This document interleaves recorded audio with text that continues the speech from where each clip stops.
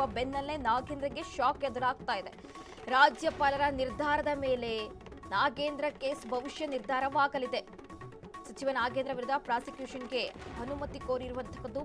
ಭ್ರಷ್ಟಾಚಾರ ತಡೆ ಕಾಯ್ದೆ ಸೆಪ್ಟೆಂಬರ್ 19ರಡಿ ಸೆಕ್ಷನ್ 19ರಡಿ ಆರೋಪ ಇರುವಂತಹದ್ದು. ಅನುಮತಿ ಇಲ್ಲದೆ ಆರೋಪ ಪಟ್ಟಿಯನ್ನು ಕೋರ್ಟ್ ಪರಿಗಣಿಸುವುದಿಲ್ಲ. ಸಚಿವರ ವಿರುದ್ಧ ಪ್ರಾಸಿಕ್ಯೂಷನ್ಗೆ ಇದೀಗ ಸಿಬಿಐ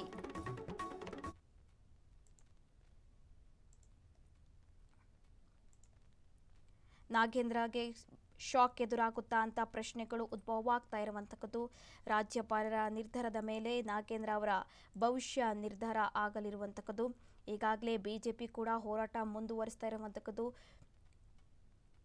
ಸಚಿವ ನಾಗೇಂದ್ರ ರಾಜೀನಾಮೆ ಕೊಡಲೇಬೇಕು ಅಂತ ಬಿಜೆಪಿ ಕೂಡ ಹೋರಾಟ ಮುಂದುವರಿಸ್ತಾ ಇರುವಂತಹದ್ದು. ಇದೀಗ ಪ್ರಾಸಿಕ್ಯೂಷನ್ಗೆ ಅನುಮತಿ ಕೋರಿ ರಾಜ್ಯಪಾಲರಿಗೆ ಸಿಬಿಐ ಪತ್ರ ಕೂಡ ಬರೆದಿರುವಂತಹದ್ದು. ಬಿಜೆಪಿ ಹೋರಾಟ ಬೆನ್ನಲ್ಲೇ ಇದೀಗ ನಾಗೇಂದ್ರ ಅವರಿಗೆ ಶಾಕ್ ಕೂಡ ಎದುರಾಗ್ತಾ ಇರುವಂತಹದ್ದು. ರಾಜ್ಯಪಾಲರ ನಿರ್ಧಾರದ ಮೇಲೆ ನಾಗೇಂದ್ರ ಅವರ ಕೇಸ್ ಭವಿಷ್ಯ ನಿಂತಿರುವಂತಹದ್ದು.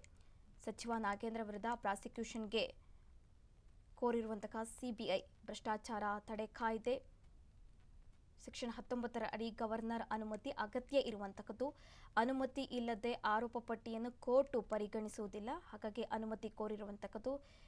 ಸಿಎಂ ವಿರುದ್ಧದ ಕೇಸ್ ಆಗಿದ್ರೆ ರಾಜ್ಯಪಾಲರೇ ಅನುಮತಿ ಕೊಡಬಹುದು. ಸಚಿವರ ವಿರುದ್ಧದ ಪ್ರಾಸಿಕ್ಯೂಷನ್ ಅನುಮತಿ ಸಂಪುಟ ಸಲಹೆ ನೀಡಬಹುದು.